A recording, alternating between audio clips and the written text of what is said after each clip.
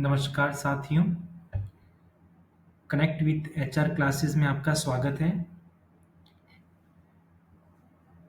जैसा कि पिछली कक्षा में हमने भारत के उपराष्ट्रपति के संबंध में जो संवैधानिक प्रावधान है, उनसे संबंधित हमने अध्ययन किया। आज की इस कक्षा में हम भारत के प्रधानमंत्री से संबंधित जो अनुच्छेदात्मक वर्णन है, उसका इस कक्षा में अध्ययन करेंगे। तो अगर इस चैनल पर आप नए हैं तो इस चैनल को सब्सक्राइब करें और अधिक से अधिक मात्रा में इस चैनल को शेयर करें। इसी के साथ अगर आपको ये वीडियो पसंद आए तो इसको लाइक जरूर करें। तो बिना देरी के हम शुरू करते हैं भारत के प्रधानमंत्री से संबंधित जो संवैधानिक प्रावधान भारत के संविधान में किए गए हैं, उनसे संबंधित आज की कक्षा में हम जानकारी प्राप्त करेंगे। तो शुरू करते हैं भारत के प्रधानमंत्री से संबंधित विशेष प्रावधान जो हमारे संविधान में है। तो अगर हम देखें, भारतीय संविधान में प्रधानमंत्री का जो पद है अत्यंत महत्वपूर्ण है। भारत एक संसदीय लोकतंत्र है, तो हमें यह भी जानकारी होनी चाहिए कि संसदीय प्रणाली हमने कहाँ से ली है? ब्रिटिश संविधान से।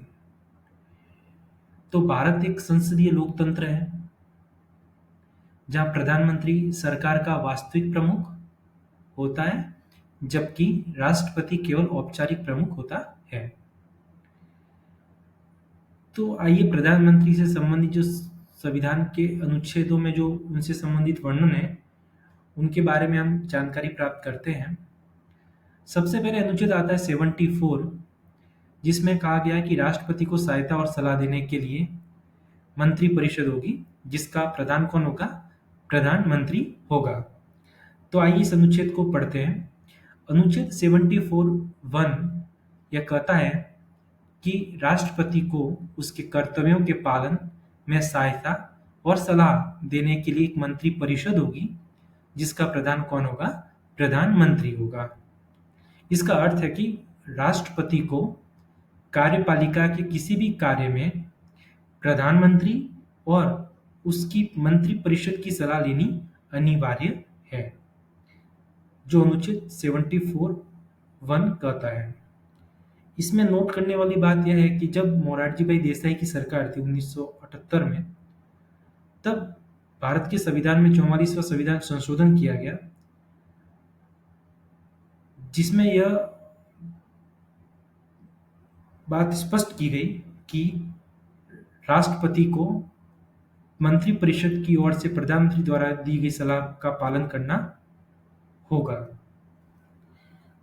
तो आगे हम इस 74 अनुच्छेद को यहाँ पे खत्म करते हुए अनुच्छेद 75 को देखें, तो अनुच्छेद 75 में कहा गया है कि प्रधानमंत्री और अन्य मंत्रियों की नियुक्ति के संबंध में प्रावधान हमारे संविधान के अनुच्छेद 75 में किया गया है। अनुच्छेद 75(1) कहता है कि प्रधानमंत्री की नियुक्ति करेंगे राष्ट्रपति द्वारा की जाएगी, और जो अन्य मंत्रियों की जो नियुक्ति है राष्ट्रपति किसकी सलाह पर करेगा? प्रधानमंत्री की सलाह पर करेगा। तो यहाँ से एक मुख्य प्रश्न बनकर उभर सकता है कि प्रधानमंत्री की नियुक्ति कौन करते हैं? राष्ट्रपति। और राष्ट्रपति जो है अन्य मंत्रियों की नियुक्ति किसकी सिफारिश सलाह पर करते हैं? प्रधानमंत्री की सलाह पर करते हैं। इसका मतलब यह है कि राष्ट्रपति केवल उस व्यक्ति को प्रधानमंत्री नियुक्त करेगा जिस दल का लोकसभा में बहुमत हो। तो अनुच्छेद 75 में यह भी प्रोविजन है। आगे जो अन्य मंत्री परिषद के मंत्री होंगे, उनकी नियुक्ति मैंने आपको बताया कि प्रधानमंत्री की सिफारिश पर राष्ट्रपति महोदय करते हैं। आगे हम अनुच्छेद 75(2) को देखें, तो उसमें यह प्रावधान किया गया है कि मंत्री परिषद तब तक पद पर बनी रहेगी जब तक वह लोकसभा के विश्वास का लाभ उठाती है या लोकसभा में विश्वास उस पर बना हुआ है। यानी प्रधानमंत्री और मंत्रिपरिषद को लोकसभा में बहुमत रखना आवश्यक है। अगर लोकसभा में सत्तारूढ़ दल अपना विश्वास मत खो देता है तो सरकार गिर सकती है। आगे देखें, अनुच्छेद 75(3) कहता है कि मंत्रिपरिषद लोकसभा के प्रति सामूहिक रूप से उत्तरदायी होगी। इस अनुच्छेद के आधार पर कई बार परीक्षाओं में प्रश्न पूछा जा चुका है कि भारत की संसदीय प्रणाली की महत्वपूर्ण विशेषता क्या है। तो भारत की संसदीय प्रणाली की महत्वपूर्ण विशेषता मंत्रिपरिषद जो है लोकसभा के प्रति सामूहिक रूप से उत्तरदायी होती है, ये इसकी महत्वपूर्ण विशेषता है, अर्थात निम्न सदन के प्रति उत्तरदायी होती है। मतलब अगर सरकार पर अविश्वास प्रस्ताव आता है और वह पारित हो जाता है तो पूरी मंत्रिपरिषद इस्तीफा देना होता है, अर्थात सरकार का विघटन हो जाता है, जो अनुच्छेद 75(3) में कहा गया है। अनुच्छेद 78 के बारे में पढ़ते हैं। तो अनुच्छेद 78 कहता है कि प्रधानमंत्री के कर्तव्य के बारे में उल्लेख मिलता है। तो यह प्रधानमंत्री के कर्तव्य जो राष्ट्रपति को निम्नलिखित सूचना देने के लिए संविधान में उल्लेखित किए गए हैं वो इस प्रकार है। सरकार के सभी मामलों की जानकारी देना, राष्ट्रपति अगर कोई सूचना या जानकारी मांगे तो उसको प्रदान करना, यदि किसी मंत्री का कोई निर्णय राष्ट्रपति को आपत्तिजनक लगे तो प्रधानमंत्री को उसे विचारणार्थ मंत्रिपरिषद में प्रस्तुत करना होता है। अनुच्छेद 78 प्रधानमंत्री और राष्ट्रपति के बीच सेतु का कार्य करता है। तो अगर हमसे पूछा जाए कि भारतीय संविधान का कौन सा अनुच्छेद प्रधानमंत्री और राष्ट्रपति के बीच सेतु का कार्य करता है तो अनुच्छेद 78 है। आगे हम देखें अनुच्छेद 88 संसद में विशेषाधिकार से संबंधित प्रावधान है। प्रधानमंत्री और अन्य मंत्री जो मंत्रिपरिषद के सदस्य हैं को संसद के किसी भी सदन में भाग लेने बोलने का अधिकार होता है, भले ही वह उस सदन का सदस्य न हो। तो हमें यहाँ पे एक दूसरी बात भी ध्यान रखनी है कि मंत्रिपरिषद का कोई सदस्य संसद के दोनों सदनों में किसी भी सदन में भाग ले सकता है, बोलने का अधिकार रखता है, लेकिन मत उसी सदन में अपना देगा जिस सदन में वह सदस्य है।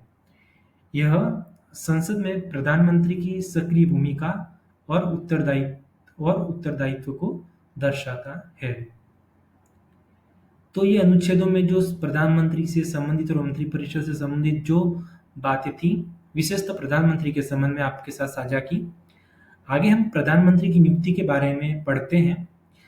तो आमतौर पर जो लोकसभा चुनाव के बाद जिस दल या गठबंधन को बहुमत मिलता है उसका नेता प्रधानमंत्री बनता है।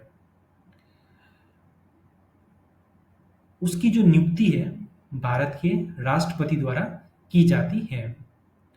अगर स्पष्ट बहुमत न हो तो राष्ट्रपति सबसे बड़े दल या गठबंधन को सरकार बनाने का मौका देते हैं। आगे देखा जाए तो प्रधानमंत्री की योग्यताएं क्या हो सकती है बनने के लिए। तो प्रधानमंत्री बनने के लिए व्यक्ति को सर्वप्रथम तो भारत का नागरिक होना चाहिए, लोकसभा या राज्यसभा का सदस्य होना चाहिए, यदि नहीं है तो 6 महीने में किसी एक सदन का सदस्य बनना अनिवार्य है। तीसरी इसकी महत्वपूर्ण योग्यता है उसकी आयु 25 वर्ष होनी चाहिए लोकसभा के लिए और 30 वर्ष की उम्र राज्यसभा के लिए होनी चाहिए। अगर इन योग्यताओं को कोई व्यक्ति संसद का पूर्ण करता है और उस पार्टी या बहुमत वाले दल उस व्यक्ति को प्रधानमंत्री के लिए नामांकित करते हैं तो उसे प्रधानमंत्री घोषित किया जाएगा और उसे प्रधानमंत्री की शपथ जो है भारत के राष्ट्रपति दिलवाएंगे। आगे हम भारत के प्रधानमंत्री के कार्य और शक्तियों के बारे में पढ़ते हैं। तो प्रधानमंत्री की जो कार्य है और शक्तियां हैं, उनमें सर्वप्रथम कार्यपालिका संबंधित शक्तियां क्या है, तो पढ़ते हैं। प्रधानमंत्री ही मंत्रिपरिषद का प्रमुख होता है और उसके कार्यों का समन्वय करता है। मुख्य कार्य में देखें तो मंत्रियों का चयन करना, उनकी नियुक्ति करना, त्यागपत्र स्वीकार करना राष्ट्रपति के माध्यम से। दूसरा, विभिन्न विभागों के बीच समन्वय स्थापित करना, मंत्रिपरिषद की बैठकों की अध्यक्षता करना, सरकार की नीति निर्देशक योजनाओं का संचालन करना, प्रधानमंत्री की कार्यपालिक शक्तियों संबंधित ये विषय शामिल है। विधानपालिका संबंधित शक्तियां जो क्या है, अर्थात विधायी शक्तियां क्या है प्रधानमंत्री के पास, तो प्रधानमंत्री संसद में सरकार का नेता होता है।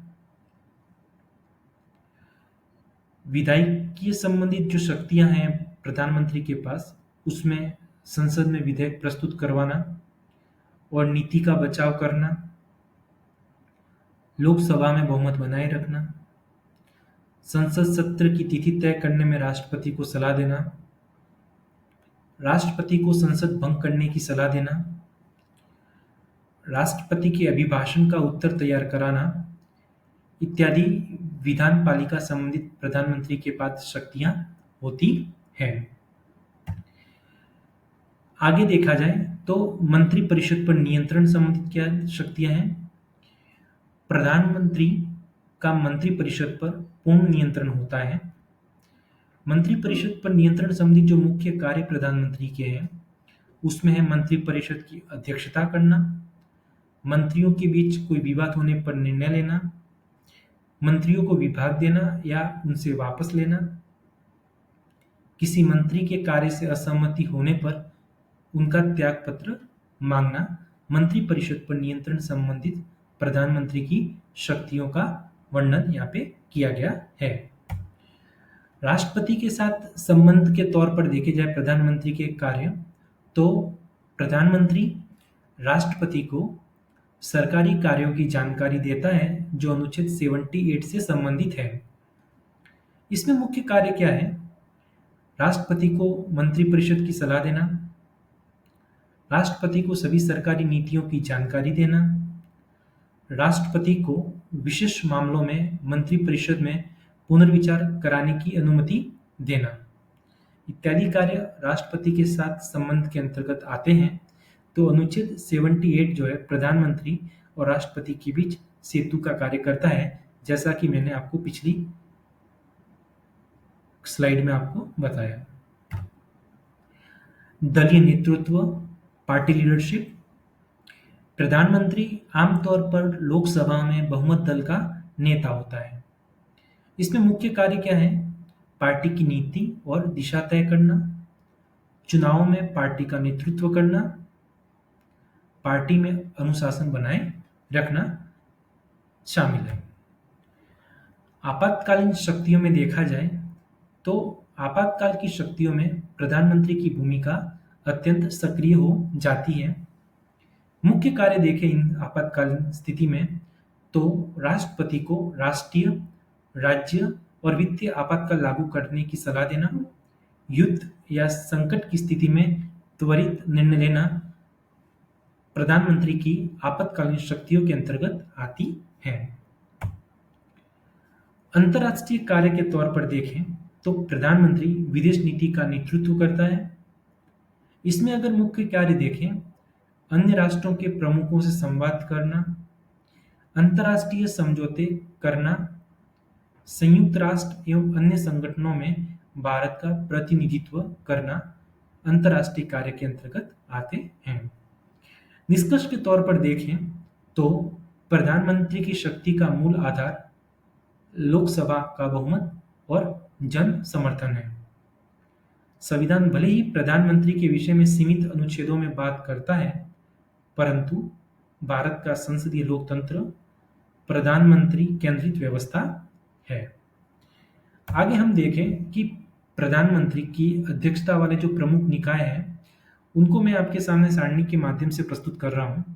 तो वे निम्नलिखित हैं।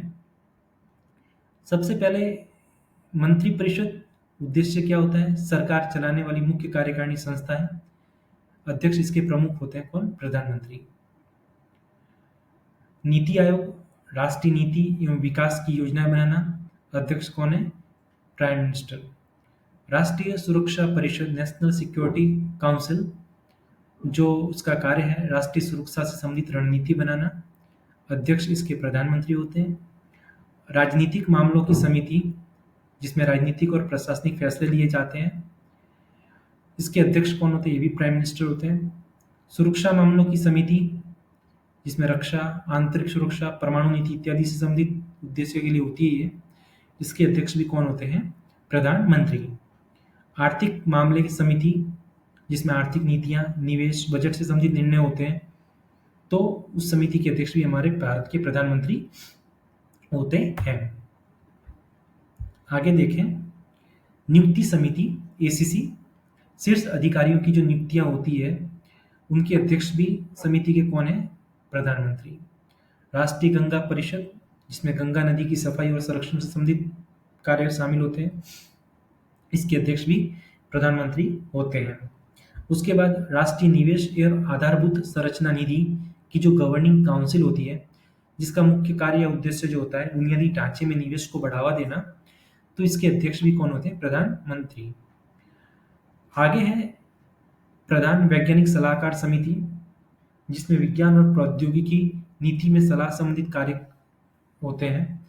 इसके जो मार्गदर्शक या जो अध्यक्ष होते हैं वो भारत के प्रधानमंत्री होते हैं।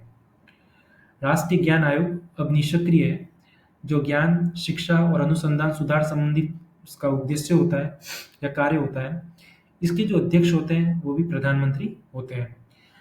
लास्ट है विशेष कार्यबल टास्क फोर्स, जैसे कि कोविड आया था बीच में, जल, डिजिटल भारत आदि, जिसमें विशेष मुद्दों पर समाधान हेतु अस्थायी समिति होती है, उसके अध्यक्ष भी हमारे प्रधानमंत्री होते हैं।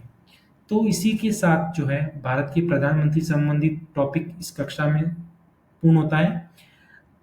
अगर आप इस चैनल पर नए तो जरूर सब्सक्राइब करें। वीडियो अगर आपको पसंद आए तो लाइक करें और अधिक से अधिक मात्रा में इस चैनल को, इस वीडियो को शेयर करें। इसी के साथ आज की इस कक्षा को यहीं समाप्त करते हैं। जय हिंद, जय भारत।